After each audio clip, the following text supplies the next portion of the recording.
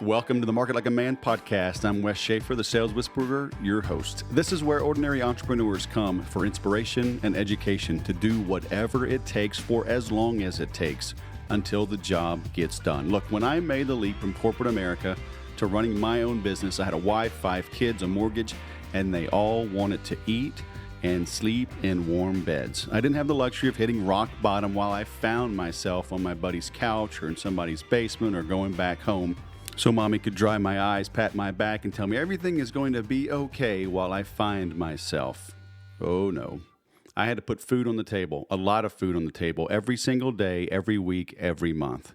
This is the no hype, cut to the chase material, ideas, and training I wish I had when I started down my entrepreneurial journey. This is one of the premier sales, marketing, and entrepreneurial programs available, and it's free. Make sure to stay up to date on everything I'm working on, along with additional content I don't have time to share on the podcast by signing up for the Weekly Whisper at weeklywhisper.com. If you're curious about where to start when it comes to taking control of your sales and marketing is just selling in print, you can get my sales agenda to use in your everyday sales life at thesalesagenda.com. Finally, get the on-demand help you need to grow your sales at 30daysalesgrowth.com. Enter the promo code podcast to save a few bucks on your order. If you have any questions on ways I might be able to help you here with my team at The Sales Whisperer, feel free to email me, Wes at thesaleswhisperer.com. That is my actual email address, and I read everything that is not stupid, spammy, or ridiculous. Now on to the show. Are you average?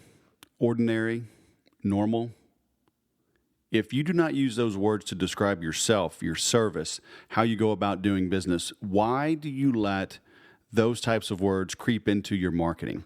Why do you let it dictate how your marketing looks? I'm working with a client right now, literally today. We're going over this because they wanted to get a billboard. They're getting a billboard, okay? So I've been working with them for over 3 months. Great clients. I love working with them. We're doing some good work around their campaigns, around building out thoughtful sequences, okay, multimedia, multi-touch, tightening up their website, creating better content, more compelling videos, and they want to do a billboard.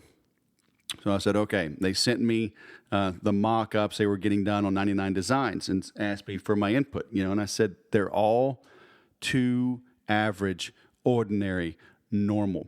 Look, if you can take your ad and remove your company name and put your competitor's name right next to it, and it would read just the same, then you know you don't have a good ad, okay? And that's exactly what these designers were producing for them.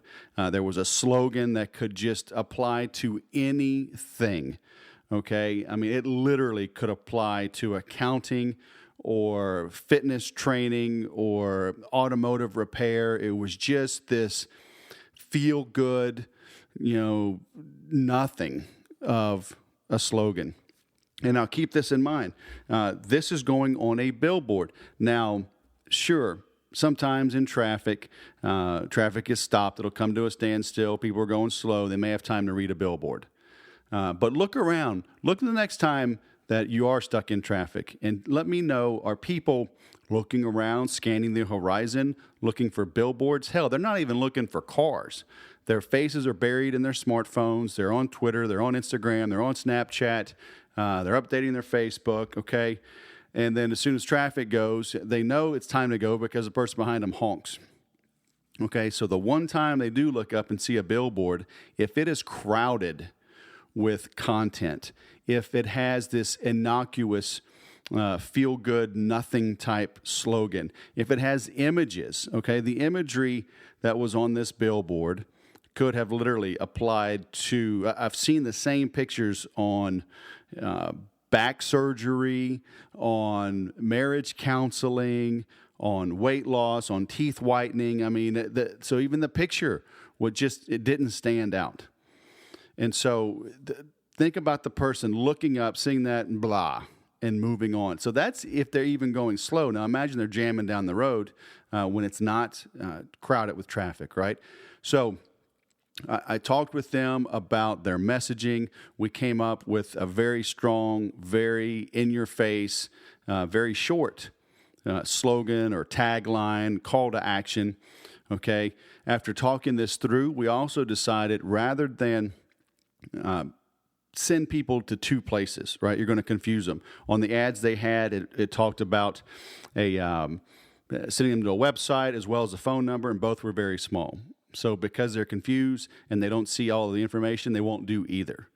So we're sending people, instead of to a website, we're going to have them call a free recorded message. And why are we going to do that? Because when people call that number, the phone service that they use, it's a tracking number. It's a vanity number that's easy to remember with their local area code because they are a local business. Okay, so we went with a local number so people know that it's a down-home, part of the community type service, okay, with a vanity number so it's easy to remember. But the phone, as soon as the calls come in, caller ID will capture it. Okay, they're going to call for a free recorded message. The message will then direct them to a memorable URL that they can then visit and opt in from a mobile device, okay, or from a computer.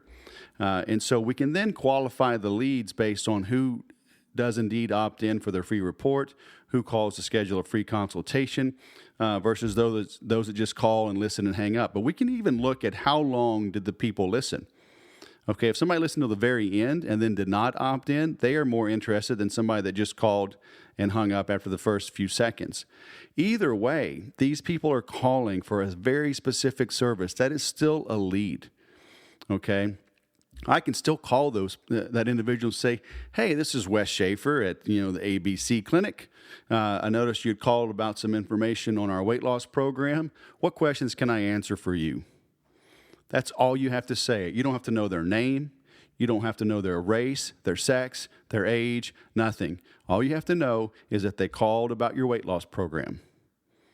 And so give them your name, where you're calling from. Hey, what questions can I answer? Get them talking. Okay, that can be said in about 7 seconds at most. And now see what information you can pull out of them. Now you go for the close. And the close is simply to come in for a free consultation. Okay, they don't know who you are yet. We may not even give the company name. I'm still working on the script right now. But you're probably going to have to give the company name in this case and what they do. But you're not trying to get money out of them. You're trying to get them to just come in for an appointment, because that's where the sale will really be made. Okay, it'll be a much higher ticket sale when done in person than having them come or try to do it over the phone. Okay, so again, step back. If your ad, remove your slogan or remove your logo, remove your company name, and literally, do this. Have your art people do this, your graphics people. Put your other competitor's logo in that ad, and if it fits, then you're in trouble. Okay, so work on not being average and ordinary and normal in your marketing. This goes for everything. You'll hear me say it over and over and over again. You must enter the conversation going on in the mind of the prospect. So not only do we have to enter the mind of the prospect who is overweight, we have to enter the mind of the prospect in this situation on where they will be at the moment they see that ad. It's different than them reading it in a magazine. It's different than them seeing it online as they're just browsing. It's different than them getting a letter or a postcard at the office and they're just thumbing through the mail and it's in the junk mail. Okay, so enter the mind of the conversation going on in the prospect. So they're talking to themselves about wanting to lose weight, but you got to make it easy and obvious and compelling to take action, to take notice, and then to take action on your message while they're sitting in traffic if you're doing a billboard. Okay, but this applies to everything: Facebook ads, Google Display Network, YouTube videos, direct mail, email marketing. You have to consider how is that person consuming the information, and then do it to where it stands out. Something that is standing out right now is this little company in the UK called Protein World. Never heard of them. They were kind of tiny.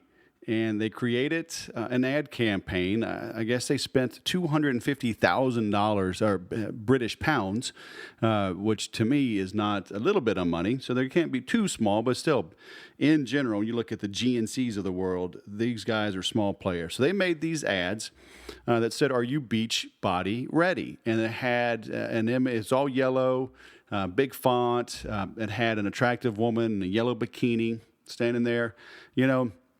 It didn't look any different than a Victoria's Secret ad, right? And so people are losing their minds. They're looking at 61,000 plus people sign this petition, on change.org. So yippee yahoo. People getting mad about it, saying everybody's beach body ready. And now other advertisers are jumping on the bandwagon. Dove has already made an ad showing their plus size models that they've been using lately. They use the same font, the same yellow, and they say, yes, we are beach body ready. But now, rather than backing down, okay, these guys at Protein World are stepping up. They're doubling down. There's now a whole new hashtag coming out called Grow Up Harriet. So they're basically saying, hey, get over it. And it's fantastic. And there's ads like this showing an overweight woman. It says, "Are you type 2 diabetes ready?" Right? And somebody's basically defending them, saying there's nothing wrong with the advert. You want this instead? And so you need to really do a gut check with your marketing, with your advertising. Make sure you create something that stands out. And as long as you are being moral and ethical and honest, then stand your ground if people get their panties in a wad about your ad. This goes back to how I opened this episode. Nobody wants to be normal and average and ordinary, but you're willing to put out normal and average and ordinary ads so you don't get somebody upset. What I'm reading about this company, Protein World, is that in 4 days, they've done £1 million in sales. So that's a 4-to-1 ROI, a 400% return on investment. Is that true? I don't know yet, but I'm seeing a ton of tweets and support from a lot of women, actually, saying, I'm loving this protein shake. I'm loving this meal replacement. I just ordered mine. I just got mine in the mail. Absolutely fantastic. So it seems like, there's a new word. At least it was new to me, this SJW. So it's the social justice warriors. So these are the people that get upset at anything, right? I wish I had the time and the luxury and the money to be offended. Move on. These people want to get upset about an attractive, fit woman in a bikini on an ad. Okay, do we throw away Sports Illustrated? Do we put, Hooters out of business? Do we, go and riot and protest a Victoria's Secret campaign? I mean, give me a break.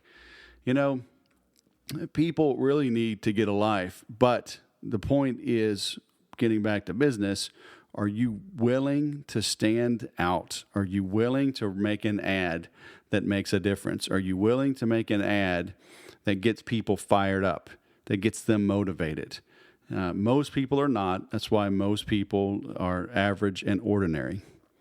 Okay, if you're tired of being average and ordinary in your business, make sure that your marketing, that your advertisements are not average and ordinary. And as a general rule of thumb, look at what your competition is doing. Do the exact opposite, right? Make sure nothing that you do looks like them, and that's a very good place to start. Show feedback and guest suggestions are always welcome. Let me know what topics you'd like me to cover and any cool guys or gals you'd like me to interview. You can hit me up at wes@thesaleswhisperer.com. And if you want some affordable, live, interactive help from me and my team twice a month, check out marketingautomationnetwork.com. Even if you don't have an email or a CRM tool running yet, there's no other place on earth where you can get direct access to my team and me to answer your questions and record the answers and give you access to those sessions. You'll get access to the entire archive of sessions going back several years. So head on over to marketingautomationnetwork.com and sign up now. Remember to subscribe to the show, write me a review in iTunes, and I will love you long time. And please tell your friends, all right? The best compliment you can give is to share your feedback with a review and telling your friends about the show. Thanks for listening, and remember to sell different.